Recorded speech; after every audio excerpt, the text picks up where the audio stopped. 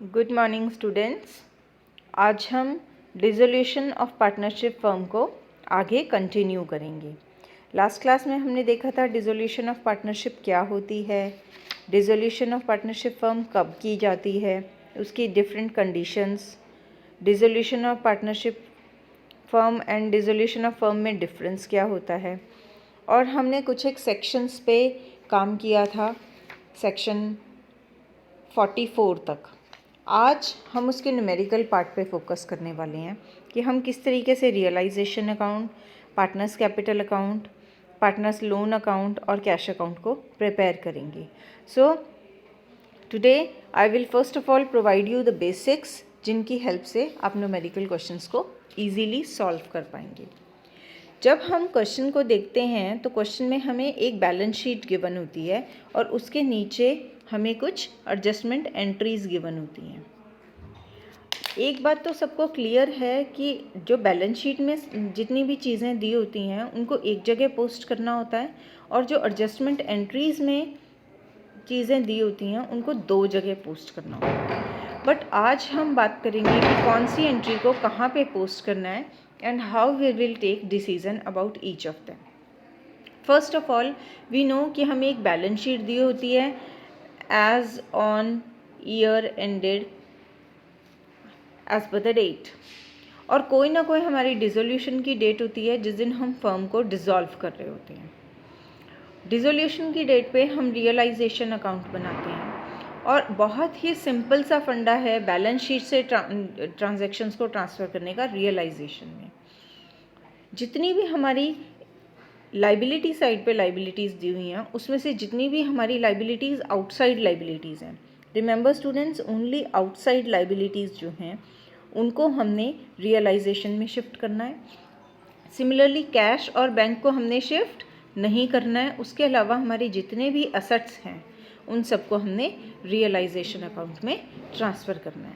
अब ट्रांसफ़र करने का मीनिंग क्या होता है? First of all you know that इसका मतलब है कि जब हम क्रेडिटर्स को, जब हम लाइबिलिटीज़ को रियलाइजेशन अकाउंट में ट्रांसफ़र करते हैं तो हम सारी लाइबिलिटी अकाउंट्स को क्लोज कर देते हैं। हम इस साइड लिख देंगे सारी लाइबिलिटीज़ को, by creditors, by overdraft, by bills payable, by bank loan. आपकी जितनी भी लाइबिलिटीज़ हैं आपको इस साइड लेके आनी है। अब एक चीज़ देखिए, हमारे पार्टनर्स का क्या नाम है? A and B. और लोन किसका है? लोन ए का नहीं है, लोन मिसेस ए का है। मिस्टर ए हमारे पार्टनर हैं, लेकिन मिस्टर बी हमारे पार्टनर हैं, और जो लोन है वो मिसेस बी का है। तो मिसेस बी हमारे लिए आउटसाइडर हैं, इसलिए देखिए आउटसाइड लाइबिलिटीज़ के एरो में मैंने मिसेस बी को भी लिया है। सो यस, मिसेस बी भी क्योंकि हमारे आउटसाइडर हैं तो हम उनके भी लोन को रियलाइजेशन अकाउंट में ट्रांसफ़र कर देंगे। तो हमने क्या किया, हमने यहाँ से सारी लाइबिलिटीज़ ली जो कि आउटसाइड लाइबिलिटीज़ हैं और हमने उनको यहाँ पे शिफ्ट कर दिया। कैपिटल हमारी आउटसाइड लाइबिलिटी नहीं है, वो हमारे पार्टनर्स की लाइबिलिटी है। सिमिलरली अगर आपको जर्नल रिजर्व दिया हुआ है वो भी आपकी आउटसाइड लाइबिलिटी नहीं है। कोई भी एंट्री जिसकी, कोई भी ट्रांजैक्शन जिसकी एंट्री हम डायरेक्टली कैपिटल अकाउंट में करते हैं, जिसका बाहर की दुनिया से कोई और लेना देना नहीं होता, उन सब लाइबिलिटीज़ को हमने क्रॉस किया।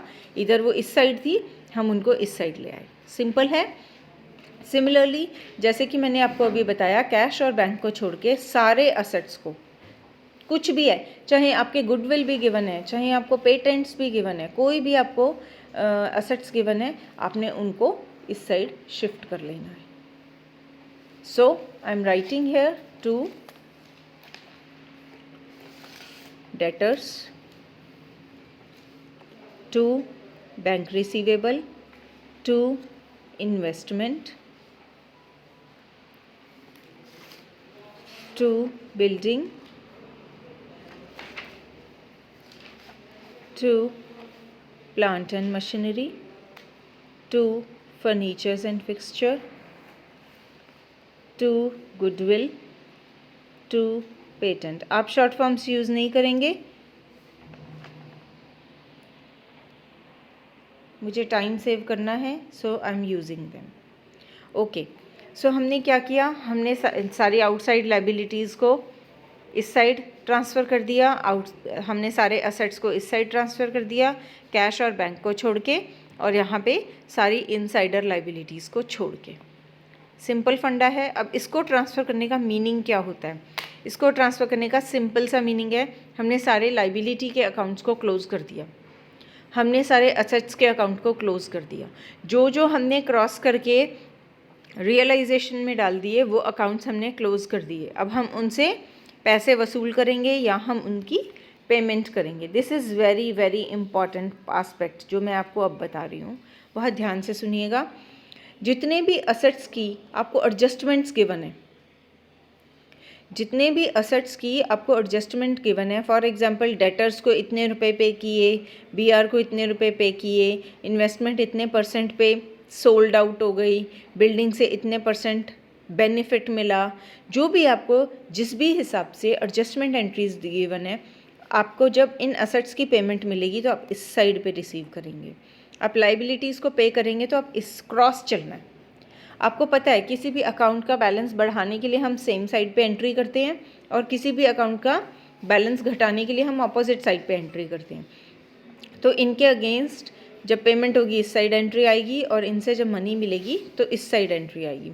सपोजिंग हमारे असेट्स के बेचने के लिए कुछ एक ट्रांजैक्शंस गिवन है क्वेश्चन में, एडजस्टमेंट में, तो हम लिखेंगे बाय बैंक। सपोजिंग हमने डेटर्स को कितने पैसे दिए, हमने बीआर को कितना पे किया, हमने इन्वेस्टमेंट को कितना पे किया, हमारी बिल्डिंग से कितने पैसे मिले, बस हमें यही दिया हुआ है और किसी एसेट के बारे में हमें कुछ दिया नहीं हुआ।